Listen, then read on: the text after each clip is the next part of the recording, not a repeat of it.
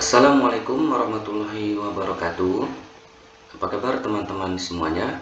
Semoga dalam keadaan sehat dan tetap semangat untuk menghadapi pretest PPG dalam jabatan tahun 2023 untuk mata pelajaran PJOK. Baik teman-teman, kembali lagi bertemu dengan saya, Muhammad Sigit Sugiarto. Oke teman-teman, karena banyak yang menanyakan FR soal untuk pretest PPG PJOK kepada saya, maka di video kali ini saya akan buat part 1 untuk membahas FR soal yang keluar di pretest PPG PJOK kemarin ya teman-teman, berdasarkan sumber yang telah melakukan pretest di tanggal 23 Juli tahun 2023. Sebelum kita mulai, seperti biasa, saya mengajak kepada teman-teman semuanya yang belum subscribe, silakan klik tombol subscribe dulu ya, dan nyalakan notifikasinya agar tidak ketinggalan untuk video-video saya selanjutnya. Oke baik teman-teman semuanya, untuk FR ini sebetulnya sudah saya jelaskan di video saya sebelumnya teman-teman, baik di modul pedagogik ataupun di modul profesional. Tetapi di video kali ini saya akan rangkumkan berdasarkan FR yang keluar di pretest kemarin ya teman-teman. Di sini kita buatkan part satunya. Yang pertama, yang kemarin keluar itu tentang pendidikan jasmani, yang kedua tentang tujuan pendidikan jasmani, yang ketiga penilaian kognitif, afektif, dan psikomotor, yang keempat pendidikan kesehatan, yang kelima pendidikan olahraga, yang keenam TPACK, yang ketujuh HOT, dan yang kedelapan ICT. Oke teman-teman, kita bahas satu-satu ya, untuk menambah wawasan teman-teman semuanya agar lebih siap nantinya teman-teman. Oke, kita mulai di pendidikan jasmani. Kita ulang ya teman-teman di materinya. Pendidikan jasmani pada hakikatnya adalah proses pendidikan yang memanfaatkan aktivitas fisik untuk menghasilkan perubahan holistik dalam kualitas individu, baik dalam hal fisik, mental, serta emosional. Oke, di pendidikan jasmani juga ini merupakan bagian yang tidak terpisahkan dari pendidikan pada umumnya, yang mempengaruhi potensi peserta didik dalam hal kognitif, afektif, dan psikomotor melalui aktivitas jasmani. Kita lanjut teman-teman. Di sini ada tujuan pendidikan jasmani secara umum ya teman-teman. Mohon maaf.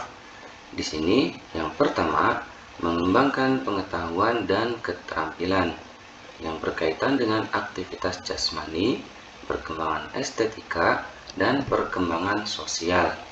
Yang kedua, mengembangkan kepercayaan diri dan kemampuan untuk menguasai keterampilan gerak dasar yang akan mendorong partisipasinya dalam aneka aktivitas jasmani.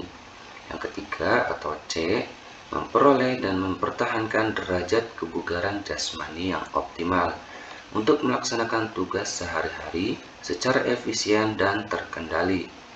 Yang keempat atau D, mengembangkan nilai-nilai pribadi melalui partisipasi dalam aktivitas jasmani baik secara kelompok maupun perorangan.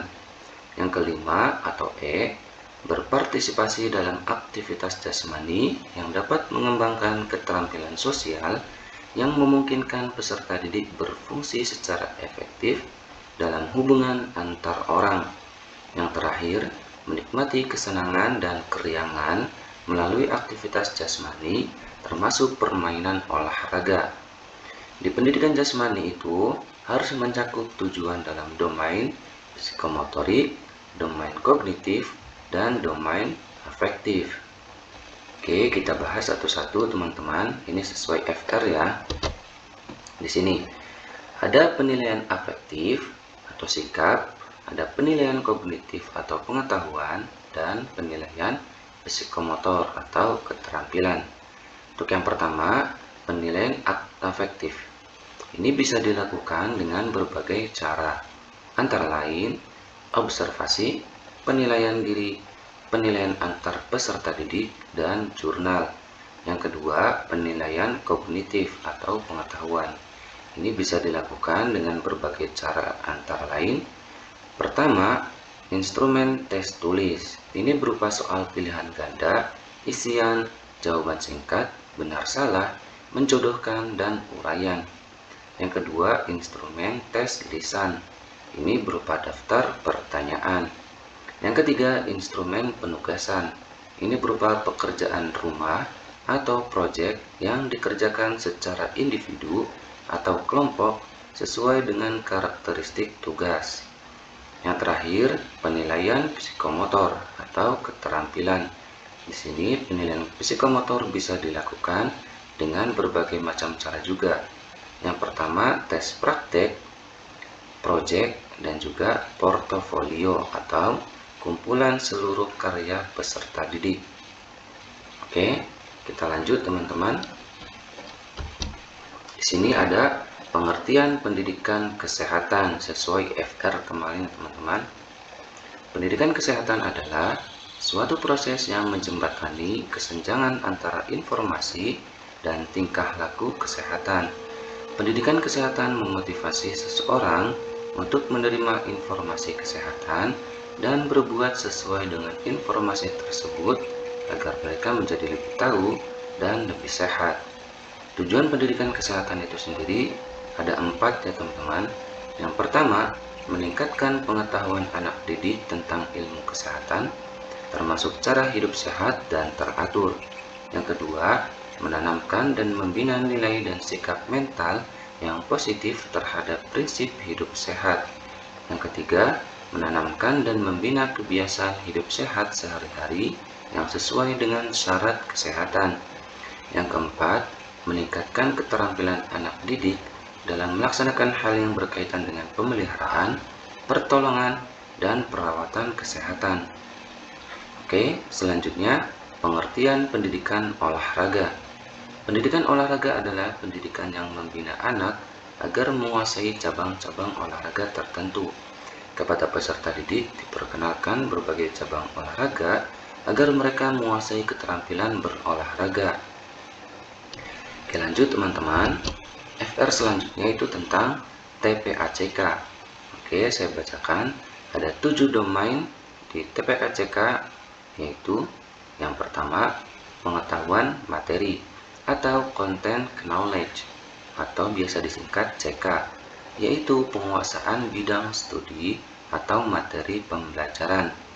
Yang kedua, pengetahuan tentang pedagogis atau pedagogical knowledge, bisa disebut PK, yaitu pengetahuan tentang proses dan strategi pembelajaran. Yang ketiga, pengetahuan teknologi atau technological knowledge, biasa disebut TK, yaitu pengetahuan bagaimana menggunakan teknologi digital. Yang keempat, pengetahuan pedagogi dan materi, biasa disebut pedagogical content knowledge atau PCK, yaitu gabungan pengetahuan tentang bidang studi atau materi pembelajaran dengan proses dan strategi pembelajaran.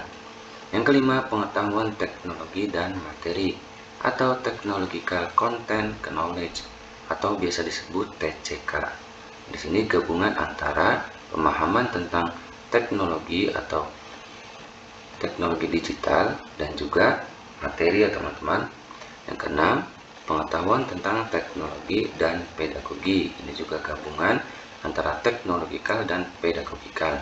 Yang ketujuh, pengetahuan tentang teknologi, pedagogi, dan materi atau TPCK. Kita lanjut teman-teman. Di sini ada 8 domain untuk penerapan TPACK secara praktis. Ini juga FR yang keluar ya teman-teman. Yang pertama, menggunakan TIK untuk menilai peserta didik. Contohnya, mengolah nilai. Yang kedua, menggunakan TIK untuk memahami materi pembelajaran. Contohnya, mengemas materi abstrak ke dalam animasi video. Yang ketiga, mengintegrasikan TIK untuk memahami peserta didik. Contohnya, peserta didik memvisualisasikan idenya menggunakan Corel Draw dan lain-lain. Yang keempat, mengintegrasikan TIK dalam rancangan kurikulum atau misalnya sumber belajar digital, diskusi rutin pengembangan konten digital, memasukkan program peningkatan melek TIK bagi guru, dan sebagainya. Yang kelima, mengintegrasikan TIK untuk menyajikan data. Contohnya, menyajikan data akademik, data induk peserta didik, data mutasi peserta didik. Yang keenam, mengintegrasikan TIK dalam strategi pembelajaran. Contohnya, pembelajaran berbasis web, mengelola forum diskusi online, dan lain-lain. Yang ketujuh, menerapkan TIK untuk pengelolaan pembelajaran. Di sini biasanya untuk presensi online dan lain-lain. Yang kedelapan, mengintegrasikan TIK dalam konteks mengajar. Oke, lanjut teman-teman di FR selanjutnya. Oke, teman-teman. FR selanjutnya yaitu tentang HOTS. Di sini hubungan level kognitif dan dimensi pengetahuan. Seperti teman-teman yang lihat, ini ada C1 sampai C6, itu tentang perkembangan berpikir. Saya bacakannya teman-teman satu-satu. Yang pertama, mengingat atau C1. Bentuk pengetahuannya itu pengetahuan faktual. Untuk kata kerja operasionalnya itu menyebutkan, mendaftar, mengulang, menirukan, dan lain-lain. Oke. Yang kedua yaitu memahami atau biasa disebut C2. Ini bentuk pengetahuannya itu adalah pengetahuan konseptual. Untuk kata kerjanya biasanya menjelaskan, mengklasifikasikan, menerima, melaporkan, dan lain-lain. Untuk yang ketiga yaitu menerapkan atau C3 di sini. Bentuk pengetahuannya pengetahuan prosedural.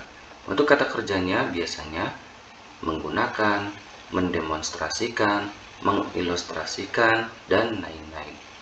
Oke, dari C1 sampai C3 ini disebut LOTS atau Lower Order Thinking Skill atau berpikir tingkat rendah. Oke teman-teman, lanjut di C4 yaitu menganalisis. Bentuk pengetahuannya itu pengetahuan personalnya, membandingkan, memeriksa, mengkritisi, menguji, dan lain-lain.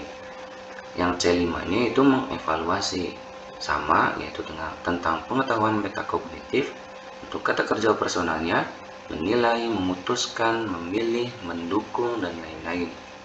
Yang terakhir C6, mengkreasi. Di sini kata kerja operasionalnya membuat, mengkonstruksi, mendesain, mengkreasi, mengembangkan, menulis, menyusun, dan lain-lain. Untuk C4 sampai C6 ini biasa disebut High Order Thinking Skill atau HOTS atau berpikir tingkat tinggi. Oke teman-teman, di sini bisa teman-teman lihat bahwa kita hanya fokus di C4 sampai C6, tetapi tidak melupakan C1 sampai C3-nya teman-teman. Oke, di sini ada kita contoh penerapan HOTS dalam indikator pencapaian kompetensi. Di sini ada kompetensi 3.3 yaitu menggali informasi dari seorang tokoh melalui wawancara menggunakan daftar pertanyaan. Untuk indikatornya silakan teman-teman lihat 3.3.1 yaitu menyebutkan macam-macam kata tanya. Di sini kata kerja menyebutkan itu termasuk LOTS ya teman-teman. Untuk 3.3.2 yaitu membuat kalimat tanya menggunakan kosakata baku dan kalimat efektif.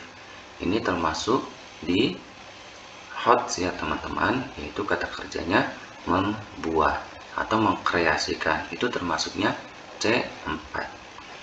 Untuk contoh selanjutnya itu di 4.3 melaporkan hasil wawancara menggunakan kosakata baku dan kalimat efektif dalam bentuk teks tulis. Ini kompetensinya teman-teman. Untuk indikatornya kita bacakan 4.3.1 kata kerjanya menuliskan macam-macam kata tanya.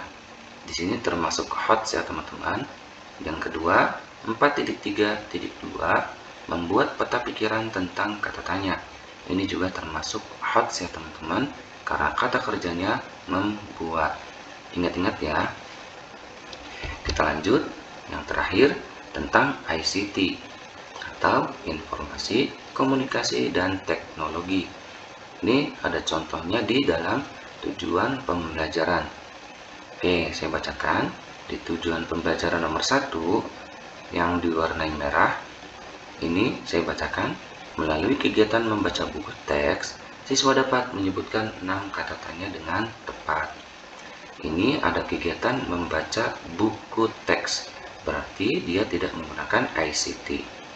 Tetapi jika dibandingkan dengan di sebelah kanan, nomor 1 juga, melalui kegiatan mengamati video tentang tumbuhan, siswa dapat menyebutkan 6 kata tanya dengan tepat. Nah, ini termasuk ICT ya teman-teman, karena kegiatan mengamati video tentang tumbuhan, ada mengamati video. Untuk contoh nomor 2 juga sama ya teman-teman. Contoh nomor 2 di situ ada membaca teks PowerPoint. Itu juga termasuk ICT. Oke teman-teman, mudah ya. Jadi itu FR di part 1. Semoga teman-teman semuanya dapat memahami dan langsung mencatat dan menulis. Semoga teman-teman nanti ketika terpanggil untuk pretest PPG dapat menjawab soalnya dengan baik. Oke teman-teman semuanya, semoga video kali ini atau video dari saya bisa bermanfaat bagi teman-teman yang belum terpanggil untuk pretest PPG. Semoga teman-teman tetap sehat dan tetap semangat dalam belajar. Oke teman-teman, silakan klik tombol subscribe jika teman-teman suka video saya. Terima kasih. Jika ada kesalahan kata dan kesalahan informasi, silakan bisa ketik di kolom komentar di bawah ini ya teman-teman. Terima kasih sekali lagi. Assalamualaikum warahmatullahi wabarakatuh.